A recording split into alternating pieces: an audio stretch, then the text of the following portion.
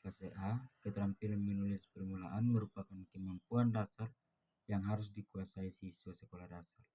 Nah, tahapan menulis permulaan dilakukan secara sistematis, mulai dari pengenalan huruf, penulisan bentuk huruf, penyalinan kata, penulisan mandiri, hingga penulisan kalimat sederhana. Nah, jadi saya akan menjelaskan metode pada setiap tahap beserta contoh kegiatan penerapannya. Nah, tahap yang pertama, pengenalan huruf dan bunyi. Nah, jadi pada tahap yang pertama, siswa diperkenalkan dengan huruf serta bunyi yang mewakilinya. Metode fonik digunakan agar siswa memahami hubungan antara simbol huruf dan bunyi. Nah, kegiatan dilakukan dengan cara mengucapkan bunyi huruf, menunjukkan bentuk huruf, dan mengajak siswa mengenali ciri visual setiap huruf. Contohnya, contoh kegiatan yang dapat dilakukan adalah dengan guru menunjukkan huruf A sambil mengucapkan bunyinya, kemudian siswa menirukan. Lalu guru menyebutkan bunyi B, lalu siswa mencari kartu huruf bersimbol B di meja mereka. Lalu menggunakan lagu huruf untuk memperkuat ingatan fonemik dari siswa. Tahap yang kedua, meniru bentuk huruf.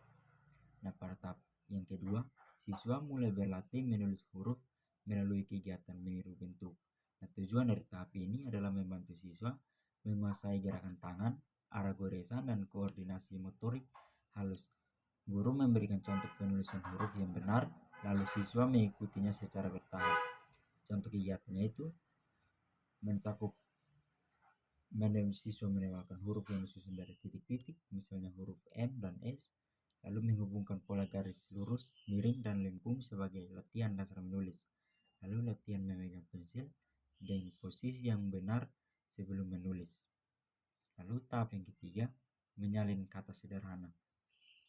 Nah, jadi setelah siswa mampu menulis bentuk huruf, siswa mulai belajar menyalin kata sederhana. Kegiatan penyalinan membantu siswa mengenali bentuk kata dan memperbaiki kelancaran menulis. Nah, guru dapat menyediakan kata di papan tulis, di kartu kata, atau pada lembar kerja.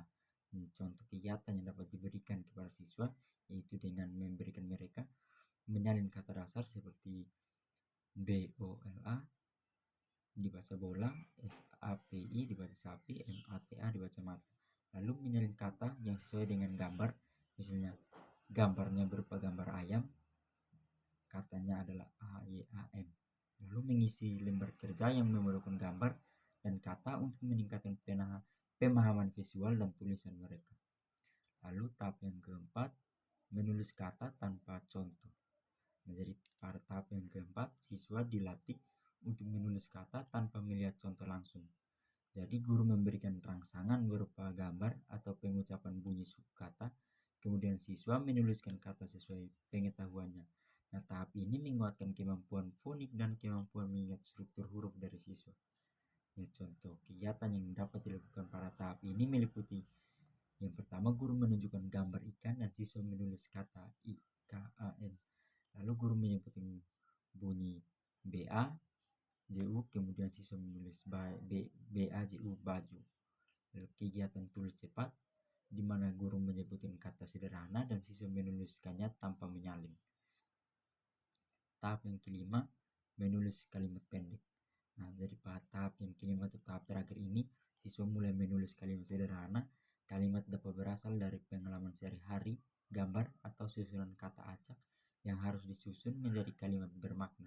Nah, kegiatan ini membantu siswa memahami penggunaan huruf kapital, spasi, dan tanda titik.